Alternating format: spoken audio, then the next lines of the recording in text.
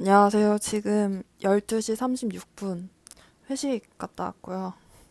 오늘 메뉴는 소갈비살에 레드와인이었습니다. 맛있었습니다. 내일 주말인데 어, 영화 뭐 볼지 고민하시는 분들이 있는 것 같아서 저 어제 그대들은 어떻게 살 것인가 오픈런 하고 왔거든요. 지브리 스튜디오 10년 만에 신작이고 미야자키 하야오 감독이 은퇴한다고 했다가 번복하고 작품했다가 이번에 진짜 은퇴한다고 하신 작품이기도 하지요. 그거 보고 왔고요.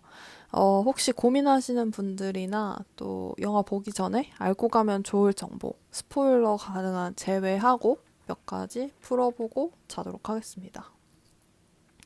일단 오늘 보니까 유튜브에 그래도 해석이 좀 올라온 것 같은데 그 영화 알아보려고 해도 예고편도 되게 모호하고 포스터도 외가리 한 마리가 이렇게 째려보고 있는 거 한 장 나올 거예요.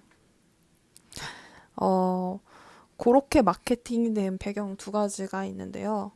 일단 하나는 여러분 아실란가 모르겠지만 한 16, 17년도쯤 지브리 스튜디오가 굉장히 적자에 시달렸다고 해요.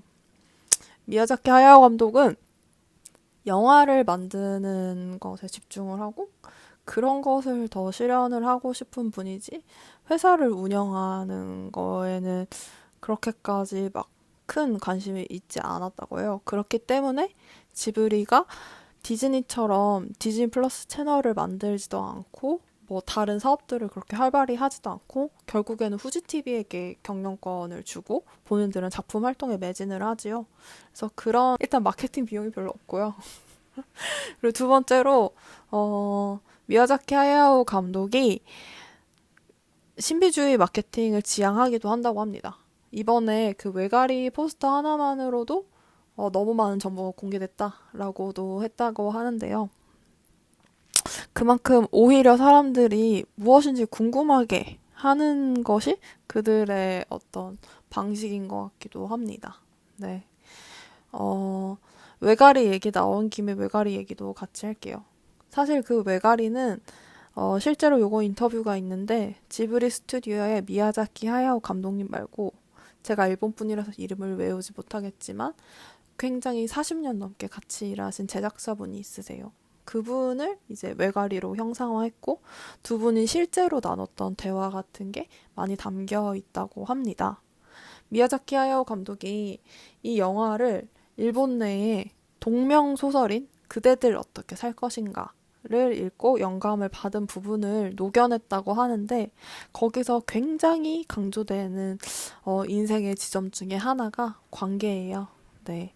우정이나 관계 이런 부분들에 대한 강조가 나오는데 하야오 감독이 그 제작자분과의 어떤 인연과 관계, 그를 만남으로써 어떻게 변화됐고 이런 부분들을 내용에 녹여냈다고 합니다.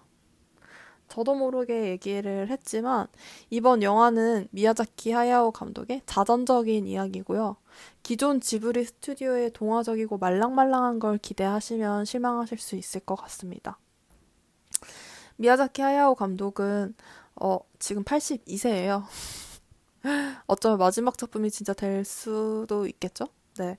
그런 시점에서 어떤 자기 삶을 한번 회고하면서 삶에 대해서 하시고 싶었던 메시지가 있었던 것 같고요. 이번에 주인공이 보통 지브리 스튜디오 주인공들 여자 어린이들이 많이 잡히는데 남자 소년이 잡혔지요. 그것도 그한테는 되게 의미가 컸다고 하는데요. 그 남자 소년이 사실은 본인의 수십 년 전 유년 시절을 개인사와 배경을 많이 투영을 했다고 합니다. 네. 그런 거 염두에 두고 보시면 훨씬 재밌게 보실 수 있을 것 같고요. 아까 외가리가 되게 친한 친구라고 했는데 실제로 그 외의 등장인물이나 요소들이 굉장히 은유적입니다. 그래서 굉장히 불친절한 영화이고요. 그렇다 보니 영화 평론가 분 중에는 그렇게 말씀하신 분도 있어요. 이 영화는 영화를 좋아하는 사람들보다 미술관에 가는 걸 좋아하는 사람들이 좋아할 수 있다. 네, 저는 공감하는 바이고요. 그렇기 때문에 각각의 서사 하나하나를 꼼꼼히 해석하려고 생각을 하기보다는 제 생각에는 그 스토리의 흐름에 몸을 맡기는 것을 추천드리고요. 그렇게 몰입하시다 보면 마지막에 본인 마음속에 하나쯤은 남는 게 있을 거라고 생각이 듭니다. 네. 이 영화 되게 난해하다는 평이 갈리긴 한데 어쨌든 인생에 대해서 어떤 의미를 주고 싶었을까? 이런 거를 염두에 두고 보시면 훨씬 흥미롭게 보실 수 있을 거라고 생각합니다. 마지막으로는 이번에 작화가 모두 다 손으로 이루어졌다고 해요. 지브리 스튜디오 작품들 보시면 특유의 되게 꿀렁꿀렁한 표현이나 아니면 뭐 바람에 흩날리는 걸 생생하게 표현을 한다던가 그런 지점들이 있는데요. 이게 디지털 작화가 아직은 커버하지 못하는 지점이 있어서 손작화로 이루어졌고 지브리 스튜디오가 그동안 뭐 제작 비용도 그렇고 다양한 이슈들이 있었기 때문에 역대급의 어떤 제작 기간과 비용이 들어서 만들어졌다고 합니다. 저는 이번 작품 보면서 하야오 감독의 신중함과 곤조 이런 걸 느낄 수 있었는데요. 영화 보시면 아마 이해가 되실 것 같고요. 실제로 하야오 감독은 본인이 지브리 스튜디오를 가지게 되는 과정에서 사람들 한 명 한 명이 너무 고생하는 게 힘들어서 그들과의 관계가 틀어지는 게 힘들어서 작품을 그만하고 싶다고도 하셨다고도 하더라고요. 네. 그의 천재성을 받쳐주려면 사람이 갈려나갈 수밖에 없는데 그 과정이 그에게는 또 고통스럽기도 했던 것 같습니다. 그런 지점들이 저는 되게 묘하고 시사하는 점이 있다고 생각해요.